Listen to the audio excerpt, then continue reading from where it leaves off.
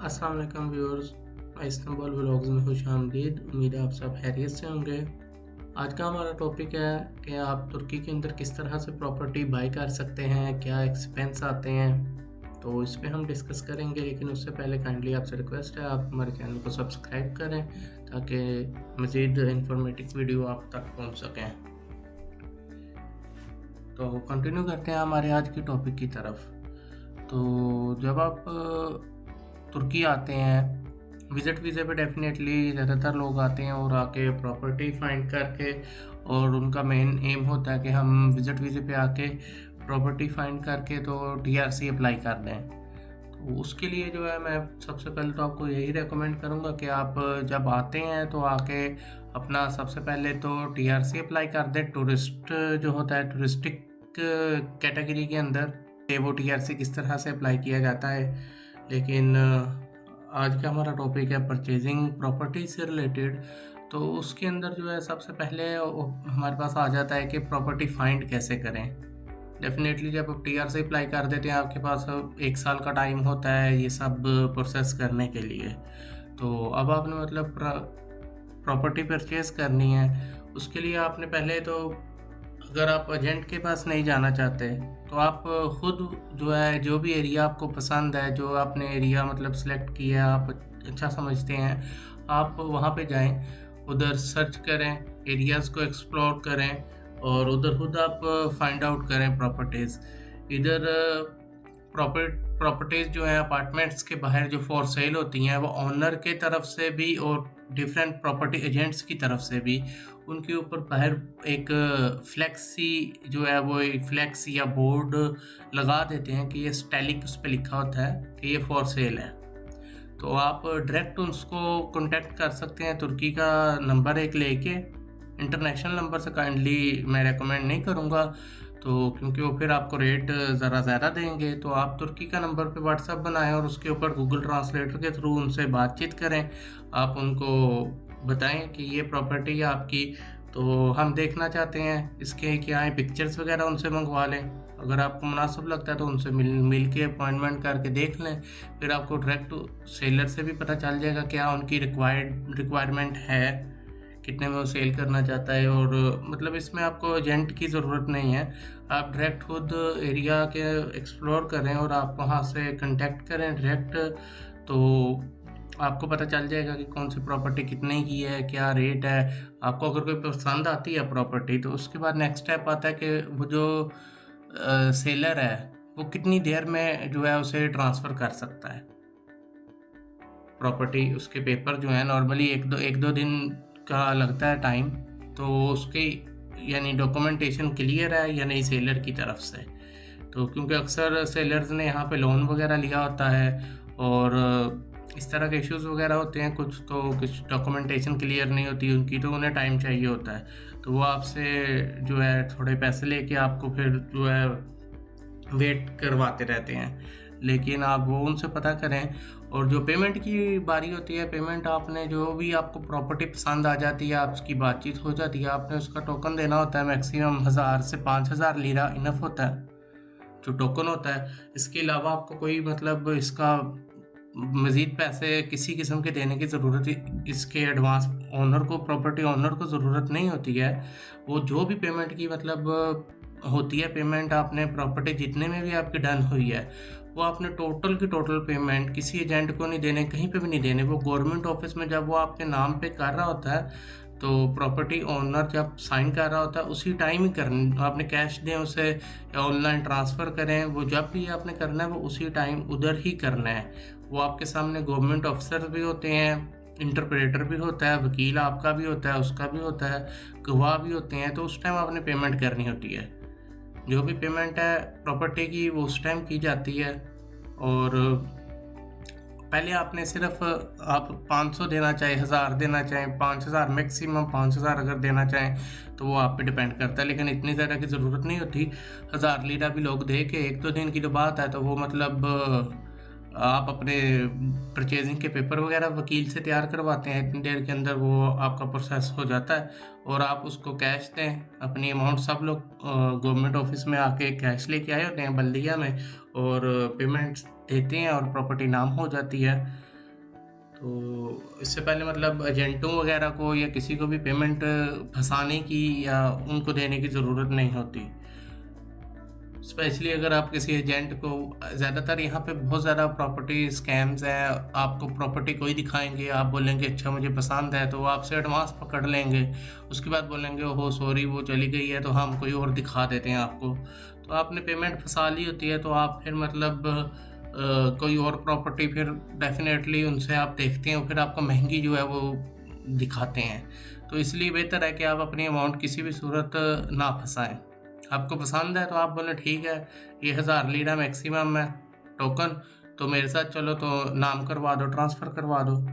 इसके अलावा गैस का जो होता है, मीटर वगैरह तो कुछ घरों पे लगे हुए होते हैं, गैस पानी बिजली के, तो कुछ के ऊपर नहीं लगे होते।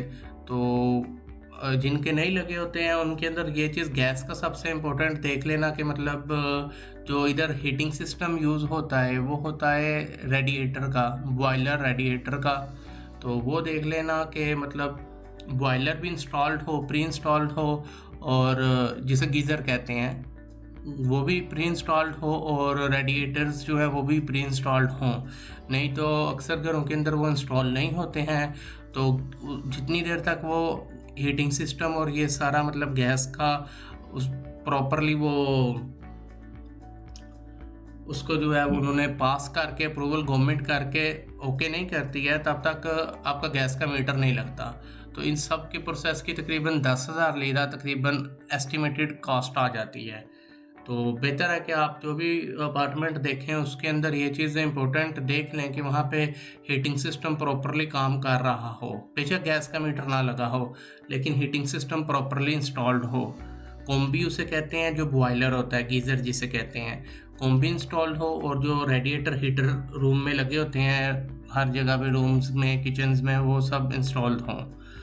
तो ये इम्पोर्टेंट है। बाकी पेमेंट कहीं पे भी फंसाने की ज़रूरत नहीं है आपको। और एक्सपेंस कहाँ पे, गवर्नमेंट के क्या एक्सपेंस हैं उसकी तरफ आप चलते हैं, मैं आपको बता देता हूँ। सबसे पहले तो आपका आ जाता है मतलब जो 2021 के अंदर अभी टापू टैक्स की फ़ीस चल रही है वो 3% चल रही है जो गवर्नमेंट ने लेनी होती है। उसके अंदर क्या है, 1.5% जो है वो सेलर ने देनी होती है, 1.5% बायर ने देनी होती है।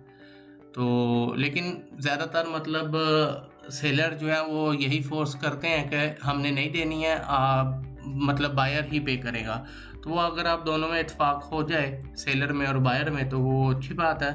तो 3% वो होती है। नॉर्मली जो रूल है वो इसी तरह से ही है, लेकिन यहाँ पे अक्सर जो है वो सेलर्स नहीं पे करते। तो वो डिपेंड करता है। उसके बाद जो है फिर टापू की जो फ़ीस, और टापू एक्चुअली कहते हैं जो टाइटल डीड होती है आपकी, जिसे पाकिस्तान में मतलब रजिस्ट्री कहते हैं, उस तरह की इसे टाइटल डीड को टापू कहते हैं यहाँ पे। जो टापू की फ़ीस होती है वो होती है 400 लीरा, तुर्किश लीरा। इसी तरह जो है वो वैल्यू एडिड टैक्स फिर आ जाता है। वैल्यू एडिड टैक्स के अंदर फिर 3 किस्में होती हैं। उसके अंदर 1 से 18% तक का टोटल टैक्स होता है। अब वो किन किन कैटेगरीज़ के ऊपर कितना अप्लाई होता है वो मैं आपको बता देता हूँ। जो ज़रा नॉर्मल यानी कि ओल्ड प्रॉपर्टीज़ होती हैं, या मतलब नई भी प्रॉपर्टीज़ होती हैं, और ज़रा मतलब नॉर्मल एरियाज़ के अंदर होती हैं, हाई क्लास घर नहीं बने होते, नॉर्मल स्टैंडर्ड के घर बने होते हैं, ठीक है। तो उसकी जो होती है वो तकरीबन वो कैटेगरी में आ जाता है। यहाँ पे कैटेगरी होती है, यानी 1 स्टार से लेके 3 स्टार तक की कैटेगरी के अंदर अगर घर आएगा तो उसके ऊपर 1% टैक्स पड़ेगा। वैट, वैल्यू एडिड टैक्स जो है वो 1% पड़ेगा। और जो बिल्कुल न्यू प्रॉपर्टीज़ होती हैं, ठीक है, जो मतलब बहुत अच्छे एरिया में और बहुत अच्छी किस्म के घर डेवलप हुए होते हैं, वो आ जाते हैं 4 से 5 स्टार के अंदर। उसके ऊपर 8% टैक्स पड़ता है। और जो बाकी घर इस तरह के होते हैं, मतलब प्रॉपर्टीज़ जो मतलब एज अ कमर्शियल भी यूज़ किए जा सकते हैं, या मतलब कमर्शियल एरियाज़ वगैरह में होते हैं, तो उसके ऊपर जो है वो टैक्स 18% पड़ता है। या 150 M2 से ऊपर के जो घर होते हैं उनके ऊपर जो है 18% के करीब टैक्स पड़ता है। वैल्यू एडिड टैक्स की मैं बात कर रहा हूँ। तो अगर एवरेज एग्जांपल में मैं आपको बताता हूँ, अगर आपका बजट मतलब 30,000 35,000 डॉलर का है, तो आप इस रेंज में नॉर्मल घर खरीदते हैं, जो मतलब ऑलमोस्ट फॉरेनर्स पाकिस्तान से या कहीं से आके परचेज़ कर रहे हैं यहाँ पे, तो जिनका मतलब यानी कि मेन जो है वो रेजिडेंशियल है, उन्होंने फैमिली के साथ रहना है यहाँ पे, या वो रेंट आउट वगैरह करने के लिए नहीं है, अपने रहने के लिए जो घर वगैरह लोग लेते हैं, वो ऑलमोस्ट 35,000 डॉलर की रेंज में जो घर लेते हैं उसके ऊपर 1% वैल्यू एडेड टैक्स पड़ता है, ठीक है, और 3% जो टापू का टैक्स है वो पड़ता है। उसमें से अगर 1.5% डेढ़ जो है वो अगर सेलर पे कर दे तो अच्छी बात है, नहीं तो वो 3% बायर को ही पे करना पड़ता है।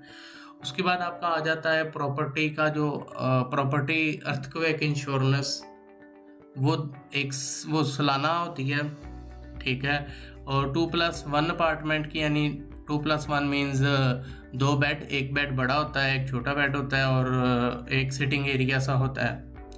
उसकी जो होती है तकरीबन 70 M2 से लेके 80 M2 के जो है वो एवरेज 250 लीरा सालाना होती है इंश्योरेंस की फ़ीस।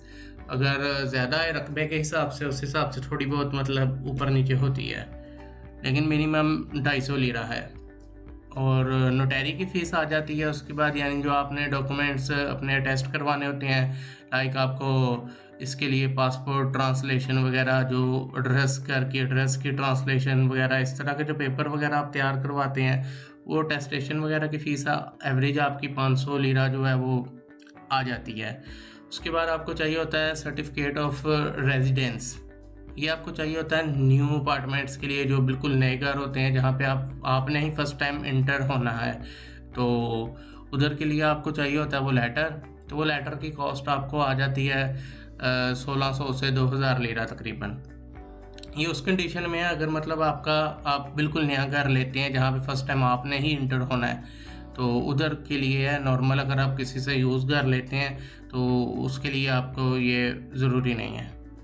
और उसके बाद फिर जो आ जाता है वो आ जाता है आपका अप्रेजल रिपोर्ट फीस। आपकी मार्केट वैल्यू, प्रॉपर्टी की मार्केट वैल्यू की जो है वो एक रिपोर्ट होती है।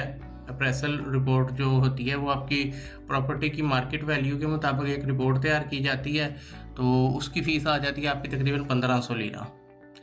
तो एवरेज आपका मेन जो एक्सपेंस है वो यही होता है जो गवर्नमेंट का होता है। ये तकरीबन आपके बन जाते हैं 2000 से 2500 डॉलर, डिपेंड करता है अगर प्रॉपर्टी वैल्यू 35,000 डॉलर के अंदर अंदर की हो, और ये 1 से 3 स्टार के प्रॉपर्टी आप परचेज करते हैं, तो उसमें आपका तकरीबन जो गवर्नमेंट का एक्सपेंस आ जाता है वो तकरीबन 2000 से 2500 डॉलर का आ जाता है। इसके अलावा जो प्राइवेट एक्सपेंस आता है, अगर आप मतलब डेफिनेटली आपको एक लॉयर की ज़रूरत होती है, जो इंग्लिश स्पीकिंग लॉयर्स हैं उनकी जो फ़ीस है उन वकीलों की, वो तकरीबन मिनिमम भी आपको कोई मिलेंगे तो 1500 के करीब मिलेंगे, 1500 से 2000 के अंदर अंदर है US डॉलर, 1500 से 2000 US डॉलर के अंदर है। और जो प्रॉपर्टी डीलर, अगर आप प्रॉपर्टी डीलर के थ्रू प्रॉपर्टी परचेज करते हैं तो उसकी 4% कमीशन इस वक्त इस्तांबुल में चल रही है। अगर आप इस्तांबुल से बाहर लेते हैं तो फिर 2% भी है, तो इस्तांबुल में 4% तकरीबन चल रही है। बहरहाल एस्टिमेट जो है आपका, यानी 35,000 डॉलर तक के रेंज में अगर आप प्रॉपर्टी लेते हैं 3 स्टार के अंदर, तो यानी 3 स्टार स्टैंडर्ड की, तो वो जो है आपको तकरीबन उसका जो टोटल यानी एक्सपेंस आ जाता है मतलब गवर्नमेंट का और वैसे, वो है तकरीबन 5000 US डॉलर। उसमें अब जो मीटर वगैरह हैं उसकी डिटेल मैं आपको बाद में बताऊंगा कि मीटर्स वगैरह जो हैं बिजली के, पानी का, गैस का, उसका क्या प्रोसेस है, कैसे लगवाते हैं, क्या फ़ीस वगैरह उनकी, तो वो मैं आपको नेक्स्ट वीडियो में इंशाल्लाह बताऊंगा। तो बहरहाल जो है आप को जो डॉक्यूमेंट्स चाहिए इसके अंदर, वो आपको पासपोर्ट चाहिए, आपको बायर मतलब टैक्स नंबर इधर का चाहिए, टैक्स नंबर से रिलेटेड मैंने वीडियो बनाई हुई है, आप वो देख सकते हैं टैक्स नंबर की, तो मैं डिस्क्रिप्शन में सब इंफॉर्मेशन दे दूंगा आपको। और मतलब इस तरह के यानी कि जो बैंक स्टेटमेंट वगैरह आपकी चाहिए होती है, बैंक अकाउंट आप किस तरह बना सकते हैं, वो भी मैंने वीडियो जो है डिस्क्रिप्शन में लिंक आपको प्रोवाइड कर दूंगा, वो सब भी आप देख सकते हैं। लेकिन मेन चीज़ यहाँ पे स्कैम से बचने के लिए आपको बहुत ज़्यादा जो है वो इस तरह का होता है, आपने पेमेंट वगैरह नहीं करनी। पेमेंट जो भी करनी है आपने, वो आप अपना वकील प्राइवेट हायर करेंगे, और यानी प्रॉपर्टी एजेंट को अगर देनी है, अगर आप हायर करते हैं तो उसको अलग से फ़ीस है। लेकिन ये सारी फ़ीस वगैरह जो है वो बाद की होती है। वकील की भी आधी फ़ीस आपने पहले देनी होती है, आधी जब वो ट्रांसफ़र हो जाए आपके नाम पे तब आपने पे करने होते हैं, जब आपको टापू मिल जाता है। बाकी जो टापू की फ़ीस होती है गवर्नमेंट की, जो टापू की जो 3% फ़ीस है वो, और जो 400 लीरा टापू की फ़ीस है, ये सारी फ़ीस वगैरह ये सब आपने वहाँ पे टापू के ऑफिस में, जहाँ से आपने रजिस्ट्री नाम करवा रहे होते हैं, आमने सामने वहाँ गवर्नमेंट के अफसर्स भी होते हैं और आप भी होते हैं, आपके साथ गवाह भी होते हैं, वकील होता है आपका, सेलर का भी होते हैं इसी तरह से, और सेलर भी होता है। उस टाइम आपने पेमेंट जो भी करनी है गवर्नमेंट की भी, वो भी सारी पेमेंट आपने वहाँ पे ऑन द स्पॉट करनी है।